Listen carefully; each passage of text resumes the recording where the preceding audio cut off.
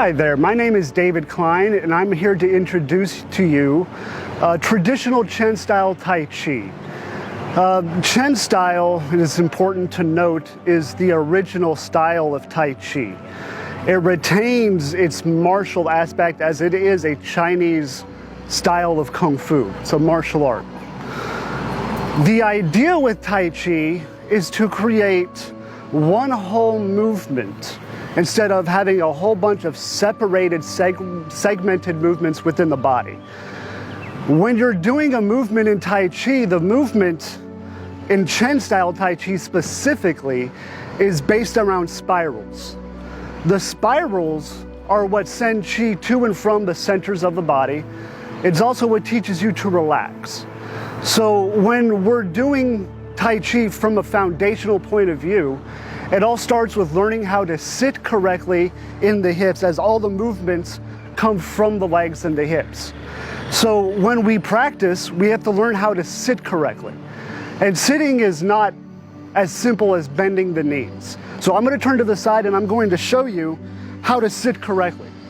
So when we're standing in Tai Chi, for a basic foundational point of view, for just learning how to stand, the stance is a little about shoulder width. The toes are what we call slightly open. This allows the weight of the body to come into back of the hips instead of being directly associated with the knees, allowing you to alleviate pressure on the knees. When you sit though, it's not, like I said, it's not just bending the knees. When you sit, you have to learn to sit back and down into the hips while also placing your weight in your heels. When you sit back and down, it's not weight towards the ball of the foot. As you can tell, I'm leaning forward slightly. This puts pressure in my knees. This puts pressure in my lower back. When you also sit, you don't want to sit like this with the tailbone tucked outwards. This puts a lot of pressure in the lower back. So when you sit, it takes time. You have to learn to let the tailbone relax naturally downwards and put your weight more towards the heels. As you can tell, it's more upright, more natural. It takes work. So that's how you stand. When you learn to stand in Tai Chi, if you were to go to Chen Village, it would be 30 minutes of this for everybody. Your legs will start shaking. It is hard work. The leg shake is not a bad thing. It's a good thing. It means you're gaining strength. When you're doing Tai Chi in a moving sense, the stance tends to be a little bit wider. So the idea is still the same, hips down and back, sitting in the heels, torso upright. The idea is not to go low, the idea is to keep the torso upright. So when we start the movement in Tai Chi, it starts from here, it spirals up into the legs, into the waist, out into the shoulders, into the fingertips, and then vice versa. 3 things to remember when you're doing Tai Chi movement. Relax. That takes practice. We consider it a skill in Tai Chi. When you do your movement, you should do it in an extended manner. You don't do it close to you. It's not small, it's big. The most important aspect of Tai Chi movement is the spiral. This is the hardest aspect of Chen style Tai Chi to understand, and it is also the aspect of Chen style Tai Chi that separates it from the other styles of Tai Chi, as they don't focus on that.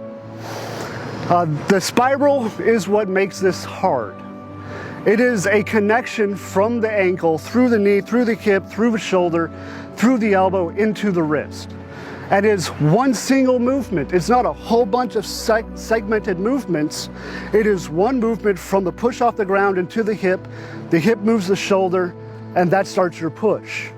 Then the hips turn, and that turns the entire torso. You don't turn just from the shoulders. The entire torso turns, and then I push, and then I turn. So if you don't know what you're looking for, you're missing the idea that this is creating this kind of movement within the body. This is teaching you to use your body weight with the movement.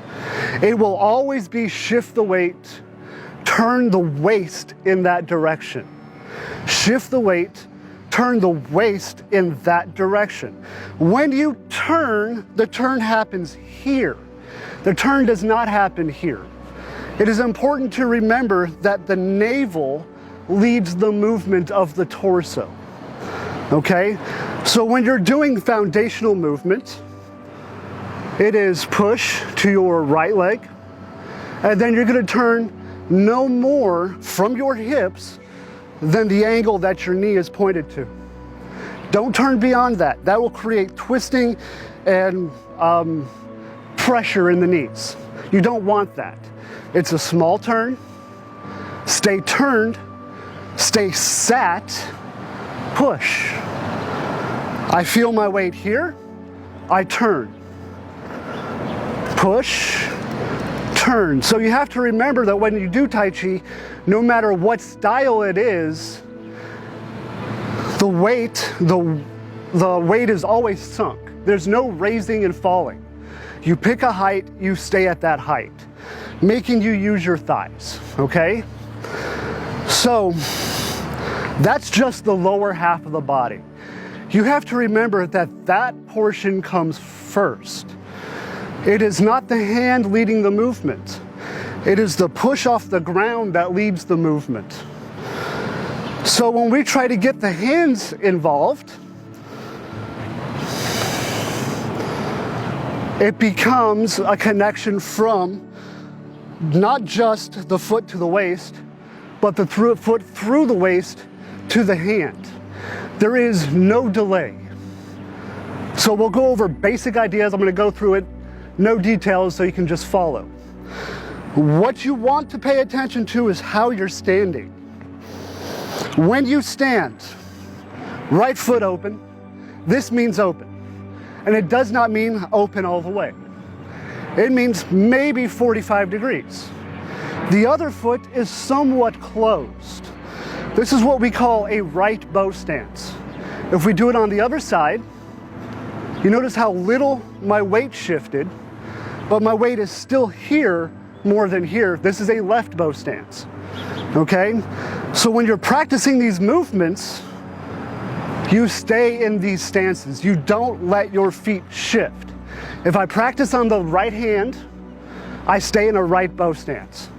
If I practice with the left hand, I stay in a left bow stance. So let's go over just basic idea, no details. So like I said, the idea is sit into the hips, and then you're going to push your weight, and then turn your waist. When you turn your waist, there is no delay here. Spiral using the small finger. Don't turn too much because that will happen. You can only turn with the small finger and the thumb. So if you get to the point where this starts happening, push the other direction and start leading your movement with your thumb instead. So, the pinky leading the movement, push, turn, push the weight, the waist turns the upper body, the thumb leading the movement. Now this is the most basic, what we call reeling silk exercise. It's like pulling silk from a silkworm cocoon. You cannot do so quickly or hard. You have to do it slowly and smoothly in order to bring the silk out of the cocoon. So the Chinese liken this to pulling qi from the earth into the body. It's the spiral that will eventually teach you to relax. It's what the Chinese call feng song. It is a skill that will be forever practiced. There's never a finish to learning to relax. So as you can tell, the movement starts from the leg, comes through the waist, up into the shoulder then moves the hand and arm. It is not the other way around. Legs first, waist second, up into the shoulder, out into the hand. Always focusing on staying sunk, letting your thighs burn, and the spiral. Trying to find the connection in the movement between the lower half of the body and the upper half of the body. That's just one silk reeling exercise. There's like 40. So eventually you learn the very first one. Then you learn to do it on the other side of the body.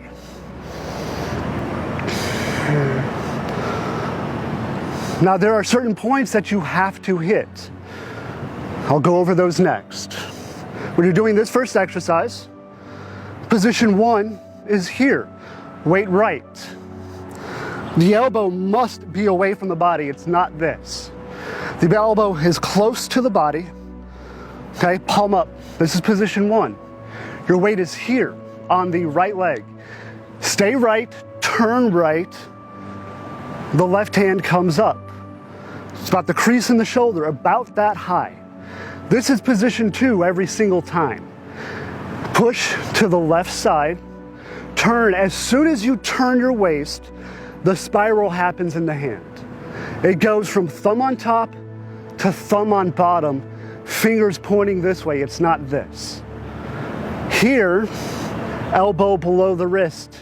It's almost always like that in Tai Chi. If the elbow comes above the wrist, this is a compromising position for self-defense.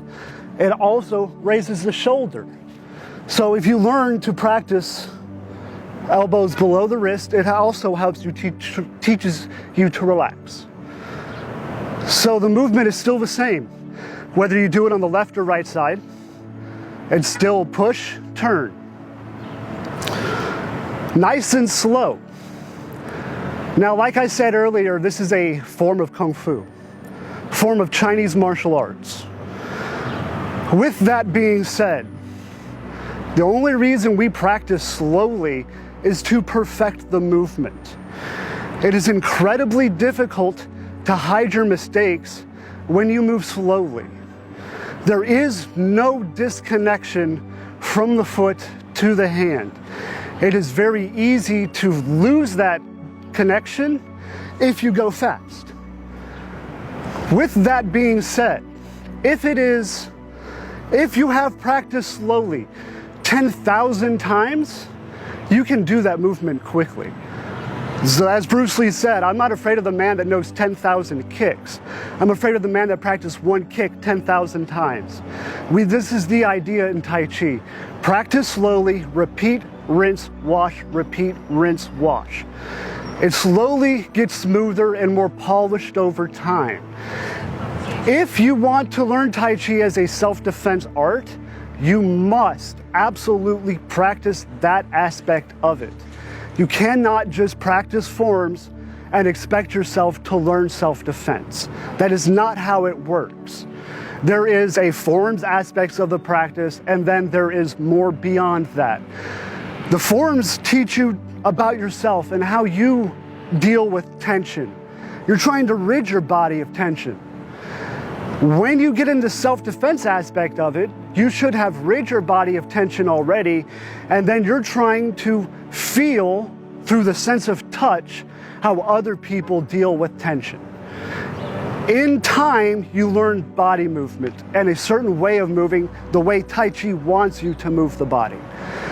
So I'm going to take a quick break, and then we're going to go over some forms, okay? Okay, so now we're going to go a little further into detail about silk reeling energy. It is important to remember that in Chen style Tai Chi, if you don't know the silk reeling aspect of the movement, you don't know Chen style Tai Chi. It is the foundation for all of the movements in Tai Chi. Every single movement in Tai Chi has this silk reeling aspect. So what I'm going to go through next is show you some of the different silk reeling exercises that we do to teach you how to move. Now, I showed you one already. This is the very first one that we learned. Okay, this is called the first exercise. The second exercise, let's say right bow stance, but this time we use the opposite hand and we start on top. This is the first position, and then we turn to the second position, which is, believe it or not, the same as the second position for the first exercise. You just have the hand turned. Now I'm going to, what do we do first? Push the weight. And then after you get 70% of your weight here, you must have purchase on the ground with this leg also. This is too much. 70% is as far as you shift. When you get 70 to that left leg, you turn your waist, and drop the hand like a pendulum, protecting the crotch. This is a rounded movement, and this is in front of the crotch. This is also a shoulder strike and an elbow strike. Okay? From here, you turn. When you turn, it comes above the leg. This is not outside the leg. This is my boundary, position 4. Then I push, and then I turn back to the same position where I started. 1, 2, push, turn, 3, 4. It's important to remember that the body is cut in half by the center, what we call the center line. Many martial arts have it. The right hand, or the left hand in this case, will never come past the center. This is not what's happening. My hand is at the center, my center turns. That's what turns the hand. That's position 2. Push, I'm still turned. The center turns. Look, it's at the center, position 3. The center turns, position 4. Every single Tai Chi movement has push, turn, silk reeling, keep in mind your center. There's a lot going on in every single movement. People see this and they think it's really easy. It is not. Okay, so that's 1. That's the first 2 exercises. Third exercise. Let's say you did this one on the other side also. Whatever you do on this part of the body, let's say right bow stance, you think about the exact opposite of this, and then you try to make that happen. Try to balance out the body. Try to keep in mind, shift, turn, silk reeling, center of the body. Shift, turn, silk reeling, spiraling with the thumb, and keeping in mind the center of my body. Push, turn, spiral, at the center line. Push, turn, spiral, at the center line. Every single movement comes down to this. It is, like I said, it is hard to hide your mistakes when you move slowly. This particular style of Tai Chi has explosive movement though. All the other styles of Tai Chi, they don't practice that quickness. This style of Tai Chi does. So what I'm going to show you next is a little more advanced silk reeling exercises that combine the first 2 exercises. So eventually you get good enough at understanding these first 2 exercises. And eventually you learn to combine them, either the first exercise together, position 1, position 3, position 2, position 4. There's a reason why we hit these points. There is no shortcut. Every single Tai Chi movement, when you are learning it, is broken down and segmented. Eventually, it becomes the smooth movement through the body. Eventually, you also learn to combine the first and 2, the first exercise and the second exercise together. And that leads you to the third movement in the form. We call this lazily tying coat. So here's the first exercise right here with the left hand. With the right hand, here's the second exercise. Eventually, you learn to combine them. You don't miss any points. You still hit all your points. It still comes down to shift the weight, turn the waist, spiral. Revolve around your center. Shift the weight, turn the waist, spiral. Revolve around the center. So eventually you learn that. And then you learn to step with it.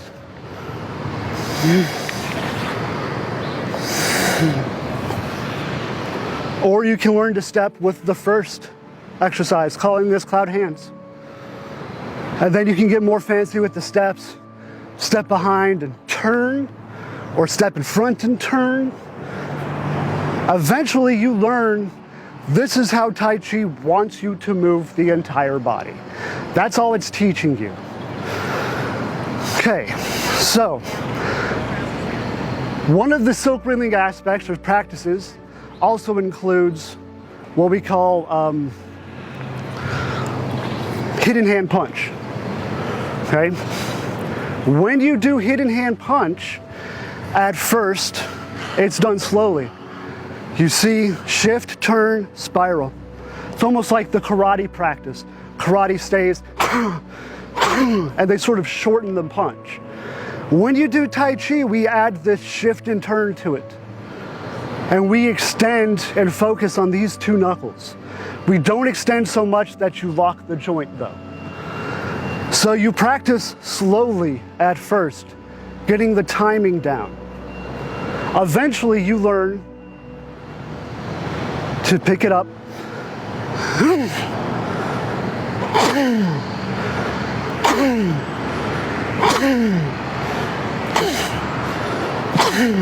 This is still the same movement. It's just done quickly. Now what this is teaching you to do when you do this type of movement, push off the ground, use your hip to turn the torso. That's boxing. Boxing 101. In Tai Chi, we don't just use the fist. You can go to the elbow. Or shoulder strikes. It's still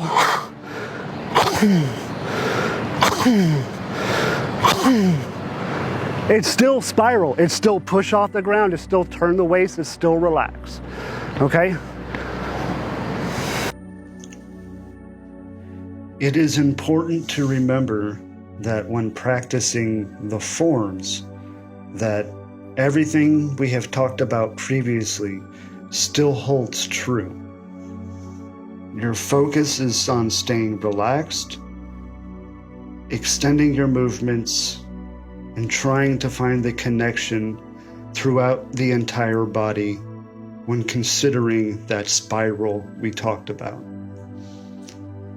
The first 5 movements of this form are considered the most important.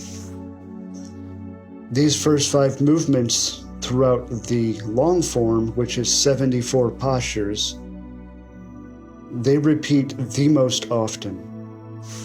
You can consider the first 5 movements as the most important because they repeat the most often. You will see them the most often throughout practicing the traditional form.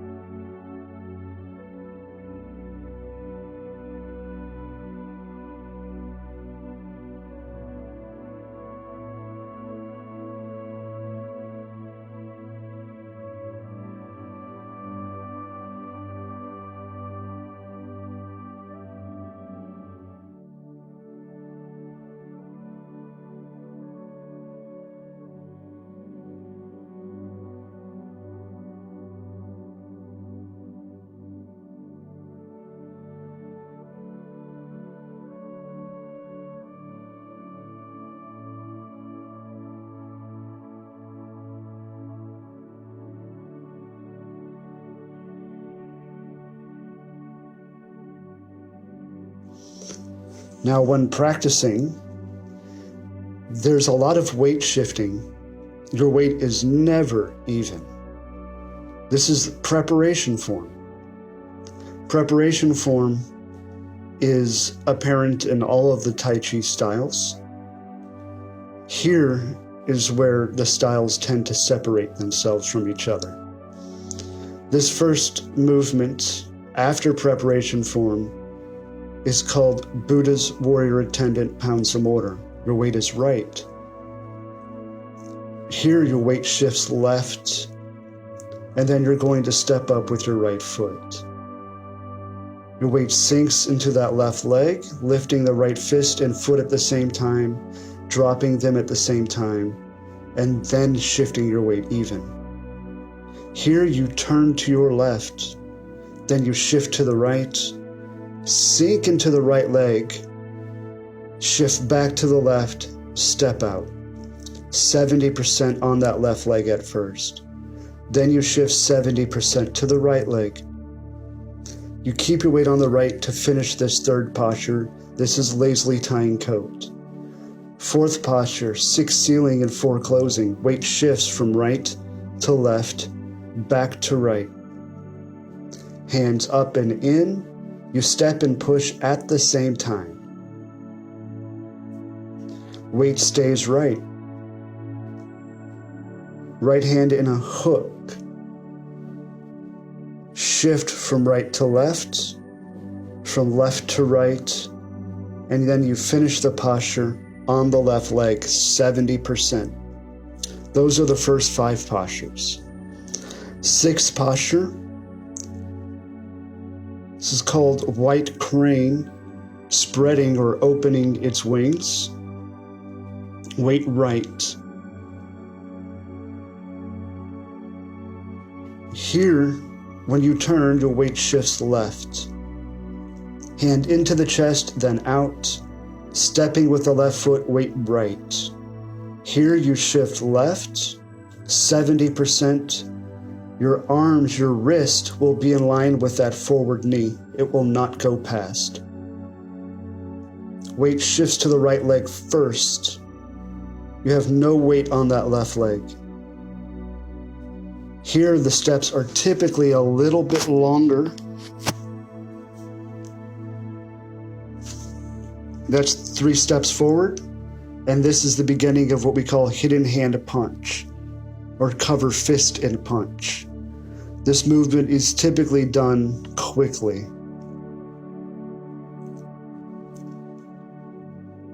This is stepping back and whirling arms. The name explains itself.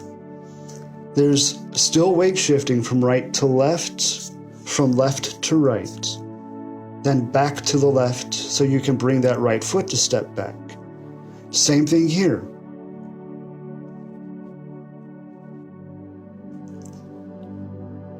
Here the weight sinks, your weight shifts left, your weight stays left. Turn. Bring that right foot in, step that left foot forward. Shift to the left, bring that right foot up.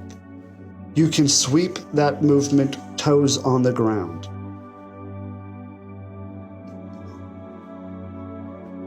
This is the last movement of the form, called cannons overhead. And this is the second movement repeated. It's Buddha's attendant pounds the mortar, or Buddha's warrior attendant pounds the mortar, and this is closing form, how all Tai Chi styles close. Practice hard.